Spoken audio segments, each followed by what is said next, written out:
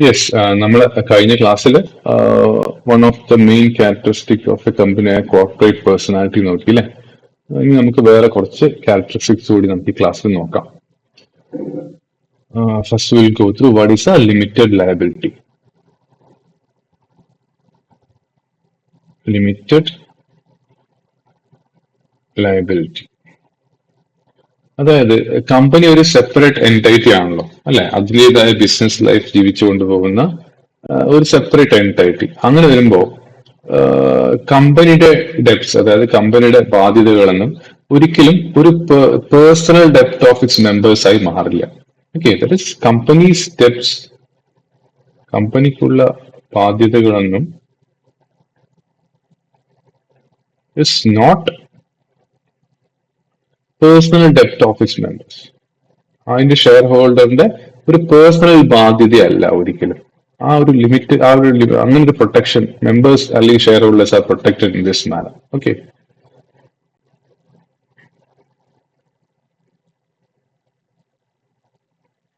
ഈ ഒരു protection share ഹോൾഡേഴ്സിനുണ്ട്. അതായത് ഇപ്പൊ ഒരു ഉദാഹരണം, ഇപ്പൊ ABC ലിമിറ്റഡ് എന്ന് പറഞ്ഞൊരു കമ്പനി, അവരൊരു 10 ലക്ഷം രൂപ ലോൺ എടുത്തു, എന്നിട്ട് അവർക്കത് തിരിച്ചടയ്ക്കാൻ പറ്റിയില്ല. അപ്പൊ ബാങ്കിന് എന്ത് ചെയ്യാം, ഈ ABC ലിമിറ്റഡ് എന്ന കമ്പനിക്കെതിരെ പ്രൊസീഡ് ചെയ്യാം. പക്ഷെ ബാങ്കിന് അതിന്റെ ഒരു ഷെയർ ഹോൾഡേഴ്സ് ആയ ആൾക്കാരുടെ പേഴ്സണൽ ഹൗസോ അവരുടെ സാലറിയോ ഒന്നും ആക്ഷൻ എടുക്കാൻ കഴിയില്ല. What they can do is they can proceed action against the company ABC limited. Okay, ഇതാണ് അത് പറയുന്നത്. ഒരു ഷെയർ ഹോൾഡറിന്റെ റിസ്ക് എന്ന് പറഞ്ഞാല് it is actually limited to the value of shares he agree to pay. Okay, അതുകൊണ്ടാണ് ഇത് limited liability എന്ന് പറയുന്നത്. അതായത് ഇപ്പോ നിങ്ങളൊരു കമ്പനിയുടെ ഷെയർ വാങ്ങിച്ചു, 100 ഷെയർസ് വാങ്ങിച്ചു ഓഫ് ₹10 ഈച്ച്. അപ്പൊ ടോട്ടൽ നിങ്ങൾക്ക് വന്നത് 1000 rupees. ഈ 1000 മാത്രമാണ് നിങ്ങളുടെ ലയബിലിറ്റി. ഇനി ആ പെർട്ടിക്കുലർ കമ്പനിക്ക് ഒരു 2 കോടി നഷ്ടം വന്നു, ലിക്വിഡേറ്റ് ചെയ്ത് കഴിഞ്ഞാലും നിങ്ങൾക്ക് നിങ്ങളുടെ ഈ 1000 രൂപയിൽ കൂടുതൽ ചോദിക്കാൻ പറ്റില്ല. ഓൾറെഡി നിങ്ങൾ 1000 രൂപ ഫുൾ പേ ചെയ്താണെങ്കിൽ പിന്നെ 1 രൂപ കൊടുക്കേണ്ടതില്ല. ചിലപ്പോൾ നിങ്ങൾക്ക് ഈ ഫുൾ പൈസ കൊടുക്കാണ്ട് ഒരു 500 രൂപ ബാക്കി ഉണ്ടാവും ഷെയറിന് ഫ്രീ. അപ്പോൾ ഒരു 2 കോടിയുടെ ബാധ്യത വന്നു കഴിഞ്ഞാൽ നിങ്ങൾ കൊടുക്കേണ്ടത് ഈ ബാക്കിയുള്ള 500 രൂപ മാത്രമാണ്. അതിൽ കൂടുതൽ ഒരിക്കലും ഒരു ഷെയർ ഹോൾഡറിന്റെ ചോദിക്കാൻ പറ്റില്ല. അതുകൊണ്ടാണ് ലയബിലിറ്റി ലിമിറ്റഡ് ആണെന്ന് പറയുന്നത്. Limited to the value of shares he agree to pay. Okay, നമ്മൾ ഒരു ഷെയർ വാങ്ങാൻ എത്ര രൂപ കൊടുക്കാമെന്ന് നമ്മൾ എഗ്രി ചെയ്തു, അതിന്റെ മുകളിലേക്ക് നമ്മുടെ ലയബിലിറ്റി വരുന്നില്ല. കമ്പനിയുടെ നഷ്ടമോ അല്ല ബാധ്യത കോടികളായിക്കോട്ടെ, പക്ഷെ നിങ്ങളുടെ ഷെയർ ഹോൾഡറിന്റെ പേഴ്സണൽ ബാധ്യത എന്ന് പറയുന്നത് ഷെയർ പർച്ചേസ് ചെയ്യാൻ എത്ര രൂപ കൊടുക്കാമെന്ന് എഗ്രി ചെയ്തിട്ടുണ്ട്. ഓൾറെഡി കൊടുത്തു കഴിഞ്ഞിട്ടുണ്ടെങ്കിൽ ഇനി നമുക്കൊന്നും പേ ചെയ്യേണ്ട ആവശ്യമില്ല. ഓക്കെ,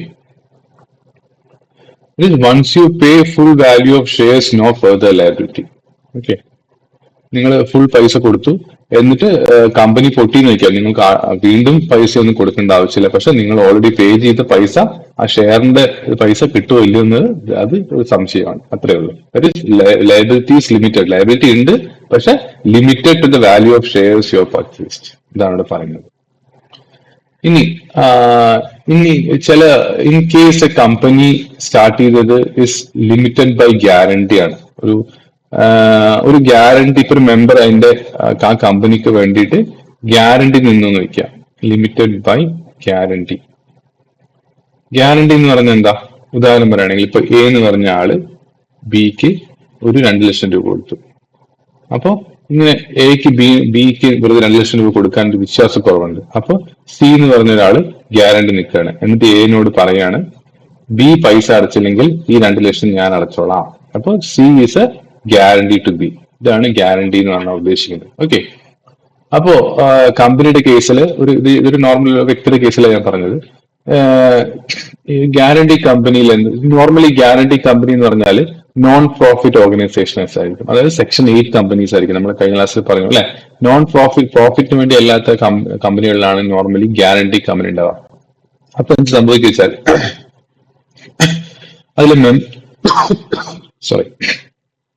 അതിലെ മെമ്പേഴ്സ് എന്ത് ചെയ്യുന്ന വെച്ചാല് ഇത് കമ്പനി പൊളിയെ അല്ലെങ്കിൽ എന്തെങ്കിലും ഒരു സംഭവം വന്നാല് members promise to pay a fixed amount. ഈ ഒരു ഫിക്സഡ് എമൗണ്ടിന്റെ ഗ്യാരണ്ടി ആയിട്ടാണ് നിൽക്കുക. വെറുതെ ഗ്യാരണ്ടി ആയിരിക്കില്ല, ഗ്യാരണ്ടി ടു ദിസ് എമൗണ്ട്. അതായത് ഈ കമ്പനി ഇന്ന കാര്യങ്ങൾ ചെയ്തില്ലെങ്കിൽ അല്ലെങ്കിൽ ഇങ്ങനെ പൊളിഞ്ഞു കഴിഞ്ഞാൽ ഞാൻ 2 ലക്ഷം രൂപ അവിടെ പേ ചെയ്യാമെന്നൊരു, അപ്പൊ ആ 2 ലക്ഷം രൂപ ഗ്യാരണ്ടി ആയിരിക്കും. അപ്പൊ ആ കമ്പനി അടച്ചുപൂട്ടണം, എമൗണ്ട് ചെയ്യണമെങ്കിൽ, അപ്പൊ നമ്മൾക്ക് നമ്മുടെ ബാധ്യത എന്ന് പറയുന്നത് ആ 2 ലക്ഷം ആയിരിക്കും. മേ ബി കമ്പനി ടോട്ടൽ ബാധ്യത 1 കോടി ആവാം, പക്ഷെ നമ്മൾ എത്ര രൂപയ്ക്കാണ് ഗ്യാരണ്ടി നിന്നത്, അതിന് മെമ്പർ എത്ര രൂപയ്ക്കാണ് ഗ്യാരണ്ടി നിന്നത്, അതിന് ലിമിറ്റഡ് ആയിരിക്കും. ഓക്കെ, അതാണ് ഒരു ഉദാഹരണം. സോ ഇപ്പോ ഒരു മെമ്പർ ഗ്യാരണ്ടി ഒരു കമ്പനിയുടെ ഒരു സെക്ഷൻ 8 കമ്പനി, അതിൽ മെമ്പർ ഗ്യാരണ്ടി നിന്നത് ₹5,000. ഓക്കെ, ആ കമ്പനി ലിക്വിഡേഷൻ ഫേസ് ചെയ്തു. കാരണം പ്രോപ്പറായിട്ട് ലിക്വിഡേഷൻ ഫേസ് ചെയ്തിട്ട് അവർ ബാധ്യത ലിക്വിഡേറ്റ് ചെയ്തിട്ട് ആർക്കൊക്കെ അവിടെ പൈസ കൊടുത്തുകൊണ്ടിരിക്കുകയാണ്. അങ്ങനെ വരുമ്പോൾ ഒരു 5 lakhs ബാധ്യത ആ കമ്പനിക്ക് ഉണ്ടെന്ന് വെക്കുക. എന്നിരുന്നാൽ പോലും ഈ മെമ്പർ കൊടുക്കേണ്ടി വരുന്ന എമൗണ്ട് 5,000 മാത്രമാണ്. It's limited by guarantee. Okay, അപ്പൊ ഇങ്ങനെ ഒരു ലിമിറ്റഡ് ലയബിലിറ്റി ഉണ്ട്. ഷെയർസ് ആണെങ്കിലും ഗ്യാരണ്ടി ആണെങ്കിലും നമ്മളുടെ ലയബിലിറ്റി ലിമിറ്റഡ് ആണ്. അതുകൊണ്ട് തന്നെ people invest because they know the personal property is safe. അവരുടെ എന്തൊക്കെ സംഭവിച്ചാൽ അവരുടെ പേഴ്സണൽ പ്രോപ്പർട്ടികളിലേക്ക് കൈവയ്ക്കാൻ കഴിയില്ല.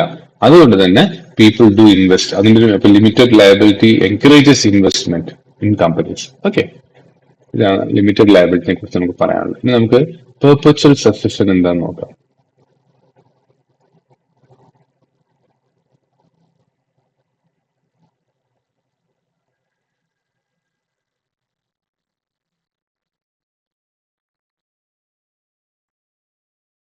അതായത് മെമ്പേഴ്സ് വരും പോവും, ഓക്കെ, ചിലപ്പോൾ മരണപ്പെടും.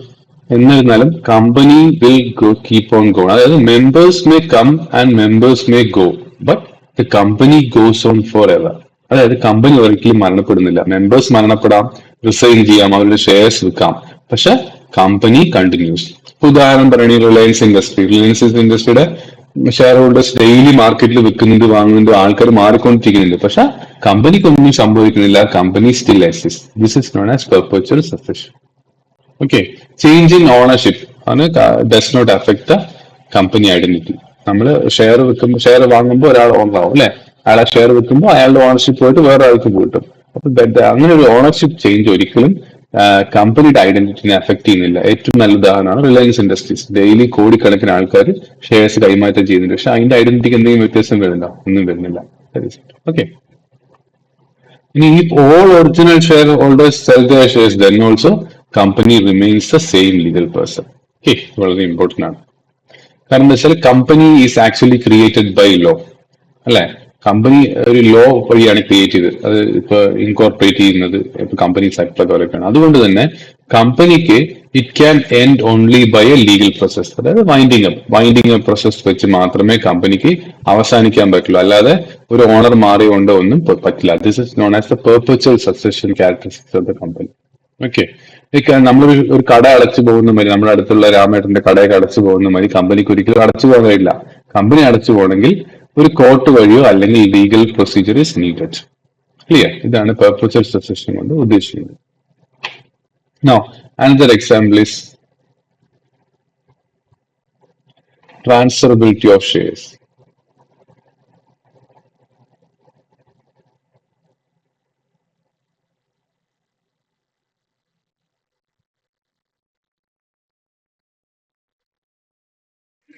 ഒരു കമ്പനിയുടെ ക്യാപിറ്റൽ നമ്മൾ ഡിവൈഡ് ചെയ്ത് കുറെ പാർട്സ് ആയി ഷെയർസ് ആയിട്ട് ഡിവൈഡ് ചെയ്യും അല്ലെ. Company capital split up in small units called shares. ഉദാഹരണത്തിന് ഇപ്പൊ ഒരു കമ്പനിയുടെ ക്യാപിറ്റൽ ഒരു 1 lakh ആണെന്ന് വെക്കാം. ഒരു 10 rupeesന്റെ 10,000 ഷെയർസ് ഒക്കെ ആയിട്ട് ചിലപ്പോൾ സ്പ്ലിറ്റ് ആയിരിക്കും. ഓക്കെ, ഈ ഷെയർസിന് നമ്മൾ ഒരു they are said to be movable property and are freely transferable. Shares can be actually sold or transferred like movable goods. നമുക്ക് സ്റ്റോക്ക് എക്സ്ചേഞ്ച് വഴി നമ്മൾ സ്വർണം വെക്കുന്ന പോലെ തന്നെ അത്ര എളുപ്പത്തിൽ നമുക്ക് ഷെയർസ് വിറ്റുകൊണ്ടിരിക്കാൻ പറ്റും. ഓക്കെ, ഇതിലൊരു ഒരു വ്യത്യാസം വരുന്നത് മാത്രം, ഒരു കാര്യം മാത്രം നിങ്ങൾ പഠിച്ചേക്കണം. Private companies cannot allow free transfer. അത് മാത്രം ഒന്ന് നോട്ട് ചെയ്ത് വെക്കാം. അതിന്റെ കൂടുതൽ ഡീറ്റെയിൽ ആയിട്ട് നമ്മൾ ഇപ്പൊ നോക്കുന്നില്ല. I think it is in your next level, executive ലെവലിലേക്കാണ്. ഇപ്പൊ നിങ്ങൾ മനസ്സിലാക്കിയാൽ മതി, പ്രൈവറ്റ് കമ്പനീസിൽ cannot allow free transfer. Transfer പറ്റില്ല എന്ന് അല്ല പറയുന്നത്. Not allow free transfer, easy ആയിട്ട് ട്രാൻസ്ഫർ നടക്കില്ല അവിടെ. ഓക്കെ, അതിന്റെ ആർട്ടിക്കിൾസ് ഓഫ് അസോസിയേഷൻ, ആർട്ടിക്കിൾസ് ഒരു കമ്പനി തുടങ്ങുമ്പോൾ അതിന് ആർട്ടിക്കിൾസ് ഓഫ് അസോസിയേഷൻ ഒക്കെ ഉണ്ടാവും. നമ്മുടെ ജാതകം എന്നൊക്കെ പറയുന്ന പോലെ ആ കമ്പനിക്ക് എന്തൊക്കെ ചെയ്യാൻ പാടില്ല എന്നൊക്കെ രീതിയിൽ ആർട്ടിക്കിൾസ് ഓഫ് അസോസിയേഷൻ ഒക്കെ ഉണ്ടാവും. അപ്പൊ അതിൽ കൃത്യമായിട്ട് അതിനെപ്പറ്റി പറയുന്നുണ്ടാവും. ഓക്കെ, ഒരു കമ്പനിക്ക് കനോട്ട് കംപ്ലീറ്റ്ലി ബാൻ ട്രാൻസ്ഫർ, തീരെ ട്രാൻസ്ഫർ പറ്റില്ല എന്ന് ബാൻ ചെയ്യാൻ പറ്റില്ല, ബട്ട് സം റെസ്ട്രിക്ഷൻസ് വെക്കാൻ പറ്റും, അത്രേ ഉള്ളൂ. ക്ലിയർ. ഇനി അടുത്തൊരു ക്യാരക്ടറിസ്റ്റിക്സ് ആണ് സെപ്പറേറ്റ് പ്രോപ്പർട്ടി.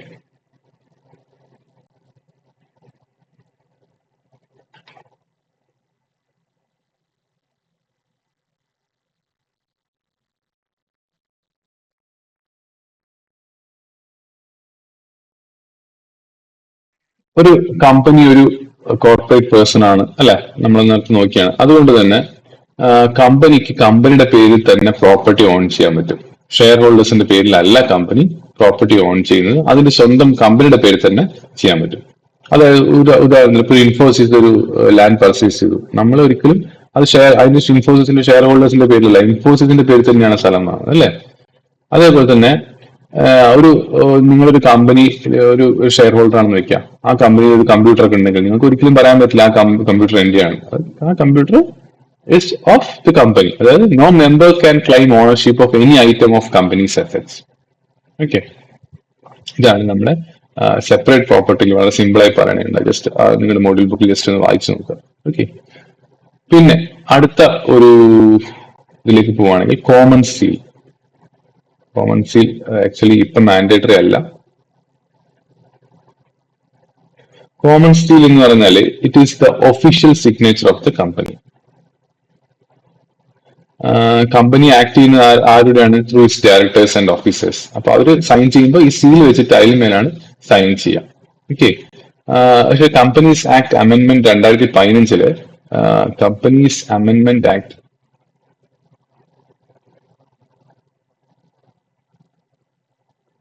ഒരു ആക്ട് വന്നാൽ പിന്നീട് അത് എന്ത് ചെയ്യപ്പെടും? അതിൽ കുറെ മോഡിഫിക്കേഷൻസ് വരും, അതിനാണ് നമ്മൾ അമെന്റ്മെന്റ് എന്ന് പറയുന്നത്. So companies amendment act 2013 companies act വന്നു, അതിലൊരു അമെന്റ്മെന്റ് വന്നു, ഒരു മോഡിഫിക്കേഷൻ വന്നതാണ് ഈ കമ്പനീസ് അമെന്റ്മെന്റ് ആക്ട് 2015. അതില് ഈ കോമൺ സീൽ കമ്പൽസറി ആയിട്ടുള്ള കാര്യം ഒഴിവാക്കി, കമ്പൽസറി അല്ലാതാക്കി കോമൺ സീലിനെ. Okay, it is no longer compulsory.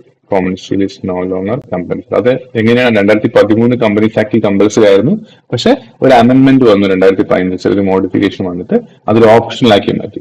No common seal is optional. ഇപ്പൊ document can be sign by 2 directors അല്ലെങ്കിൽ 1 director plus company secretary. Okay, ആർക്കാണ് ഇപ്പൊ ഡോക്യുമെന്റ് സൈൻ ചെയ്യാൻ പറ്റുക? കമ്പനിയുടെ ഏതെങ്കിലും 2 ഡയറക്ടേഴ്സിന് ഡോക്യുമെന്റ് സൈൻ ചെയ്യാം, 2 ഡയറക്ടേഴ്സ്, അല്ലെങ്കിൽ 1 director plus CS company secretary. Okay, ഇതാണ് കോമൺ സീലിനെ കുറിച്ച് പറയാനുള്ളത്. ഇനി അടുത്ത ഇതാണ് capacity to sue and be sued. അടുത്തൊരു ക്യാരക്ടറിസ്റ്റിക്സ് ആണ് കപ്പാസിറ്റി. അതായത് കമ്പനിക്ക് കേസ് കൊടുക്കാനുള്ള അധികാരമുണ്ട്, കമ്പനിക്കെതിരെ വേറൊരാൾക്ക് കേസ് കൊടുക്കാനും കഴിയും.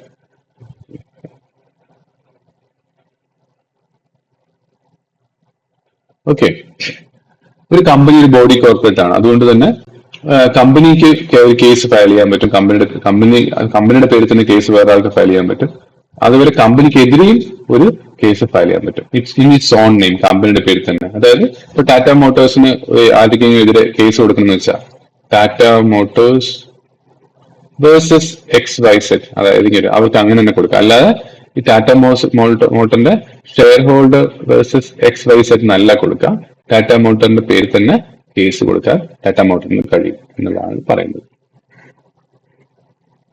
ഇതൊരു അൺഇൻകോർപ്പറേറ്റഡ് ആണെങ്കിൽ, ഇപ്പൊ ഒരു പാർട്ട്ണർഷിപ്പോ ക്ലബോ ഒക്കെ ആണെങ്കിൽ അവർക്ക് സെപ്പറേറ്റ് ലീഗൽ പേഴ്സണാലിറ്റി ഒന്നുമില്ല. അപ്പോൾ മെമ്പേഴ്സിന്റെ പേരിലാണ് കേസ് കൊടുക്കേണ്ടത്.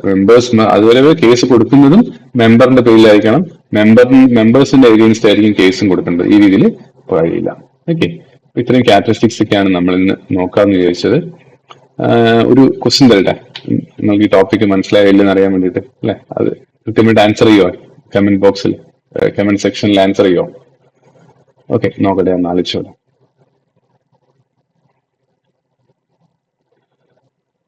ഓക്കെ, ഒരു ക്വസ്റ്റ്യൻ എടുക്കാം. In a company limited by guarantee,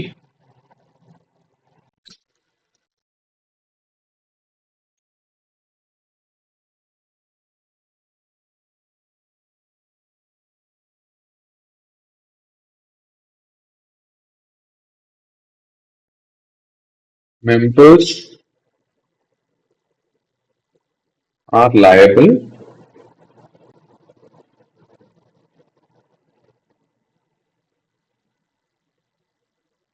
option A always, option B only to extent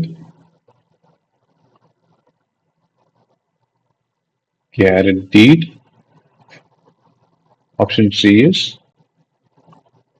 for entire debts,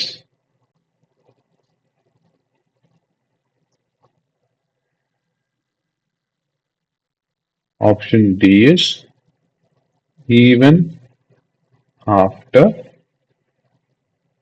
dissolution. Okay, അപ്പൊ ഇതിന്റെ കറക്റ്റ് ആൻസർ കമന്റ് ബോക്സിൽ ഇടാം, so that I can know that whether you have understood the topic or not. Okay, thank you.